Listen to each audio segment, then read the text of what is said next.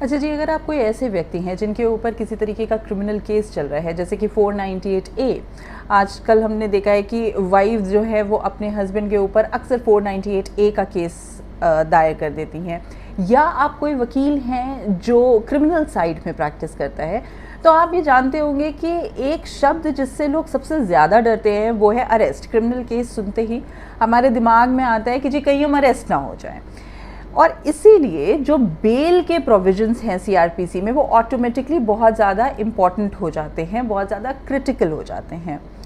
आज के इस वीडियो में हम बेल के ही प्रोविजंस के बारे में बात करने वाले हैं और हम देखने वाले हैं कि जी बेल सीआरपीसी में किन किन सेक्शंस में मेंशन है, कितने तरीके की बेल होती है। हम थोड़ा ये भी कवर करेंगे कि जी अगर आपकी एक जगह किसी एक कोर्ट में बेल रिजेक्ट हो जाती है तो आप किस कोर्ट में फिर जाएं उस बेल की अर्जी को लेकर के, और आप अपनी बेल को कहां से सिक्योर कर सकते हैं। इस वीडियो का मैं दूसरा पार्ट भी लेके आऊँगी जिसमें हम बात करेंगे कि आपकी बेल किन ग्राउंड्स पे रिजेक्ट हो सकती है, और अगर उन ग्राउंड्स पे आपकी बेल रिजेक्ट होती है तो आपके पास क्या रेमेडी है। सो आई रिक्वेस्ट कि आप इस वीडियो को अंत तक देखें ताकि आपको सारी बात एक बार में समझ में आए और आप जब सेकेंड पार्ट इस वीडियो का आएगा तो उसका सबसे ज़्यादा फ़ायदा उठा सकें। तो चलिए इस वीडियो को हम शुरू करते हैं। देखिए, सबसे पहली चीज़ तो ये है कि अगर आपने बेल लगाई तो आपको ये समझना ज़रूरी है कि जी बेल हमेशा एक्सेप्ट ही नहीं होती है। हमने अक्सर देखा है कि बेल अक्सर रिजेक्ट हो जाती है, खास करके लोअर कोर्ट्स में बेल अक्सर रिजेक्ट हो जाती है क्योंकि लोअर कोर्ट में मैजिस्ट्रेट्स कुछ हीनियस ऑफेंसेस, कुछ ग्रीवियस ऑफेंसेस में बेल नहीं देना चाहते हैं। अब आपकी बेल मेरिट्स पे भी रिजेक्ट हो सकती है और बेल आपके कुछ टेक्निकल ग्राउंड्स पे भी रिजेक्ट हो सकती है। जब मैं टेक्निकल ग्राउंड्स की बात करती हूँ तो इसका क्या मतलब है। देखिए, टेक्निकल ग्राउंड्स होते हैं जैसे मान लीजिए कि आपने बेल लगाई किसी कोर्ट में और उस कोर्ट में आपके मैटर का जुरिस्डिक्शन बनता ही नहीं है, किसी और कोर्ट में बनता है। या मान लीजिए आपने बेल किसी हायर कोर्ट में लगा दी है, जैसे मान लीजिए हाई कोर्ट में लगा दी या कोर्ट ऑफ सेशंस में लगा दी है, पर रेमेडी इस बेल की ऑलरेडी किसी लोअर कोर्ट में अवेलेबल है। तो आपसे वो जो ऊपरी अदालत है, हायर कोर्ट है, वो आपसे कहेगी कि जी आप लोअर कोर्ट में जाएं क्योंकि वहाँ पे रेमेडी अवेलेबल है, और एक प्रोसेस से इस चीज़ को करें। तो देखिए, टेक्निकल ग्राउंड्स पे अगर आपकी बेल रिजेक्ट होती है तो इसमें बहुत कुछ क्रूशियल नहीं है, ये बहुत ईजिली रेक्टिफाई आप कर सकते हैं। और आप मान लीजिए कोर्ट आपसे कहती है कि जी जुरिस्डिक्शन नहीं बनती है यहाँ की, तो जहाँ की जुरिस्डिक्शन बनती है आप फिर से अपनी बेल की एप्लीकेशन वहाँ पे दायर कर सकते हैं। तो ये तो हो गई जी एक बात। अच्छा, अब अक्सर हमने देखा है कि जैसे लिंक मैजिस्ट्रेट्स होते हैं वो भी बेल को अक्सर एक्सेप्ट नहीं करते, आपको बेल नहीं देते, आपकी बेल को रिजेक्ट कर देते हैं। क्योंकि लिंक मैजिस्ट्रेट क्या होता है कि जब मैजिस्ट्रेट छुट्टी पे होता है तो एक मैजिस्ट्रेट को बैठा दिया जाता है ताकि डे टू डे की प्रोसीडिंग्स हैम्पर ना हो। अच्छा, अब ये जो लिंक मैजिस्ट्रेट्स आ गए ये अक्सर बेल नहीं देना चाहते क्योंकि जो मेन मैजिस्ट्रेट है वहाँ के जब वो आएंगे तो उनको लगता है कि जी यही इस मैटर को देखे, तो अक्सर लिंक मैजिस्ट्रेट के सामने भी अगर आपकी बेल लगी है तो वो एक्सेप्ट नहीं होती है, आपको बेल नहीं मिलती है। तो चलिए हम बात करते हैं अब कि कितने तरीके की बेल होती है, किन सिचुएशन में आप कौन सी बेल को लगा सकते हैं। अगर आप लॉ स्टूडेंट हैं तो मैं आपसे रिक्वेस्ट करूंगी कि मैं आपको कुछ सेक्शंस भी इस बीच में बताऊंगी, आप प्लीज़ उन सेक्शंस को एक जगह लिख लें, या आप ऐसे भी अगर क्यूरियस हैं, आपके ऊपर कोई केस चल रहा है या आप लॉ में रुचि रखते हैं तो आप प्लीज़ उन सेक्शंस को एक जगह पे लिखें। अगर आपके पास बेयर एक्ट है तो इस वीडियो के बाद आप बेयर एक्ट पे जा करके उन सेक्शंस के बारे में पढ़ सकते हैं, या कॉमेंट्री देख सकते हैं, या आप सिंपल गूगल भी कर सकते हैं उन सेक्शंस को, ताकि आपकी जानकारी और इस चीज़ के बारे में बढ़े। चलिए, तो हम पहले जो बेल के बारे में बात करेंगे आज वो है एंटिसिपेटरी बेल। देखिए, एंटिसिपेटरी बेल आप कब लगाते हैं। एंटिसिपेटरी बेल आप तब लगाते हैं जब आपके ऊपर कोई केस हुआ और आपको इस बात का एप्रीहेंशन है, इस बात का शक है कि आप अरेस्ट हो सकते हैं। देखिए, हमेशा आपको एंटिसिपेटरी बेल लगाने की ज़रूरत भी नहीं होती। अक्सर हम देखते हैं कि एक सेक्शन होता है 41A जिसमें पुलिस को निर्देश दिए गए हैं कि वो किस तरीके से आपको बुलाएगी और आपको इन्वेस्टिगेशन ज्वाइन करना है, और भी कुछ चीज़ें मेंशन है उसमें। तो अगर आप इन्वेस्टिगेशन को ज्वाइन कर रहे हैं तो पुलिस आपको अक्सर ये कहेगी कि जी आप देखिए इन्वेस्टिगेशन तो ज्वाइन कर ही रहे हैं, आप कहीं एब्सकॉन्ड हो नहीं रहे हैं, तो जी आपको एंटिसिपेटरी बेल की कोई आवश्यकता है नहीं। बट हमने अक्सर ये देखा है कि देखिए पुलिस पे आप ज़्यादा भरोसा नहीं कर सकते। आज पुलिस ने कहा कि आप अरेस्ट नहीं होंगे, कल वो आकर के आपको अरेस्ट कर सकते। तो हम अपने क्लाइंट्स को पर्सनली मैं ये चीज़ रेकमेंड करती हूँ कि जी आप एंटिसिपेटरी तो लगा ही दें, सिर्फ पुलिस के उस पर बातों पे ना जाएं। तो देखिए आप एंटिसिपेटरी बेल लगाते हैं सेक्शन 438 ऑफ सीआरपीसी के तहत। अब इसमें देखिए कुछ ग्राउंड्स हैं जिस पे आपकी एंटिसिपेटरी बेल रिजेक्ट हो सकती है। एक तो ये ग्राउंड होता है कि पुलिस या प्रोसिक्यूशन आके कहेगा कि जी साहब इनको एंटिसिपेटरी बेल देने की आवश्यकता ही नहीं है, क्योंकि हमारा कोई एप्रीहेंशन, इनको कोई एप्रीहेंशन ही नहीं है अरेस्ट करने की, हमारी कोई मंशा है ही नहीं कि हम इनको अरेस्ट करें, तो फिर एंटिसिपेटरी बेल किस चीज़ की। अच्छा, एक तो ये ग्राउंड हो गया। अब यहाँ पे क्या होगा कि जी आपकी बेल रिजेक्ट हो सकती है और फिर आपको थोड़ा इंतज़ार करना पड़ेगा। आपको इंतज़ार करना है फॉर चेंज ऑफ सर्कमस्टांसेस। अगर आपकी परिस्थितियों में कोई बदलाव आता है तो आप फिर से अपनी एंटिसिपेटरी बेल को लेकर के कोर्ट के सामने जा सकते हैं, ये दिखाते हुए कि देखिए परिस्थितियों में बदलाव आया है, कुछ चेंज ऑफ सर्कमस्टांसेस हुई हैं।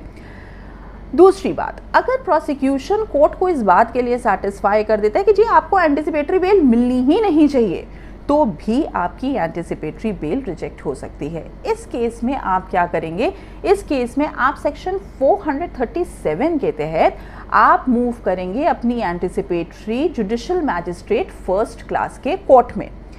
अब हम यहाँ पे ये मानते हैं कि जी आपकी वहाँ पे भी बेल रिजेक्ट हो जाती है, तब आप क्या करेंगे, तब आप उसके हायर कोर्ट में जाएंगे और आप अपनी एंटिसिपेटरी मूव करेंगे कोर्ट ऑफ सेशंस में, या आप मूव करेंगे हाई कोर्ट में। अच्छा, कोर्ट ऑफ सेशंस और हाई कोर्ट में मूव करने के लिए हमारे पास सेक्शन 439 ऑफ सीआरपीसी है।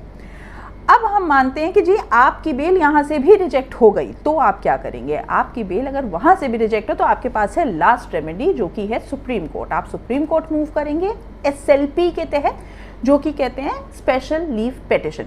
अब देखिए एसएलपी मूव करने के लिए आपको कुछ उसकी एडमिशन के ना कुछ ग्राउंड्स होते हैं। आपको ये देखना है कि आप उसके एडमिशन के जो भी रेलेवेंट ग्राउंड्स हैं आप उसको मीट करते हैं, तभी सुप्रीम कोर्ट आपकी एसएलपी को एक्सेप्ट करेगी और उसकी सुनवाई होगी।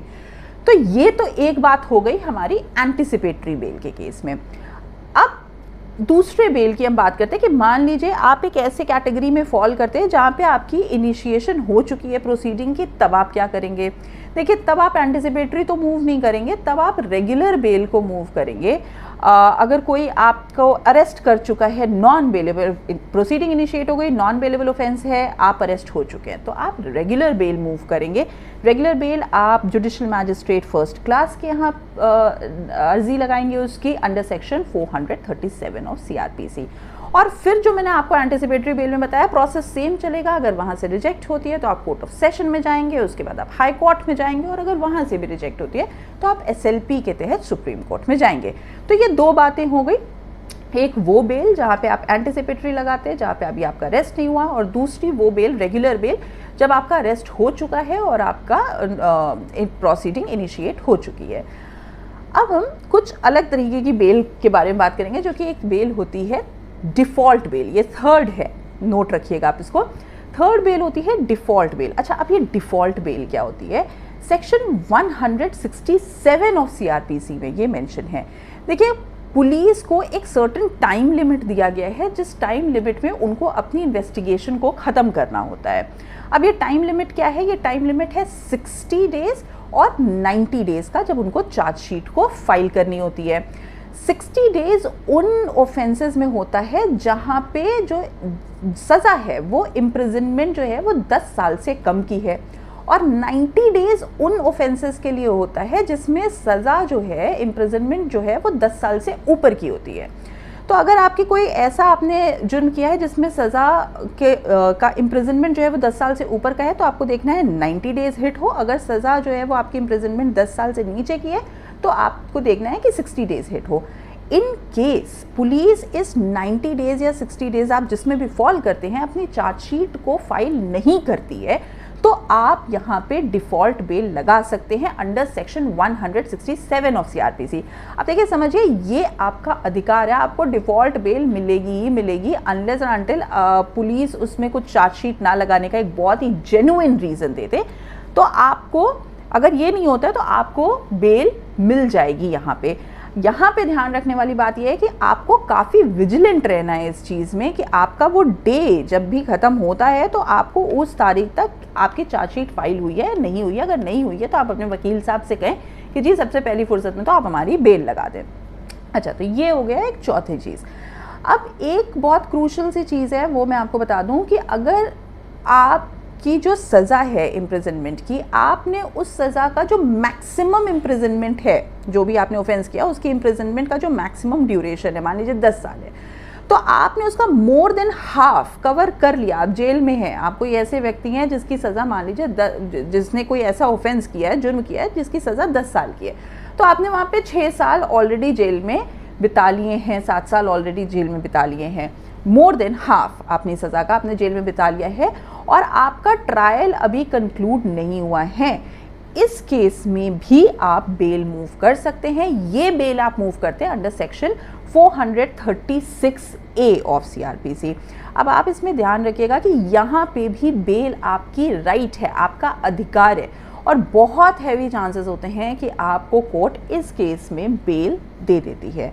तो ये 4 बेल है जो मैं कवर करना चाहती थी। हमने पहले बात करी एंटिसिपेटरी बेल की, फिर हमने बात करी रेगुलर बेल की, हमने बात करी एक वो बेल जिसमें 60 और 90 डेज़ की बात करी, और एक हमने बात करी अगर आप अपने more than half of the term of imprisonment आप पूरा कर लेते हैं तब।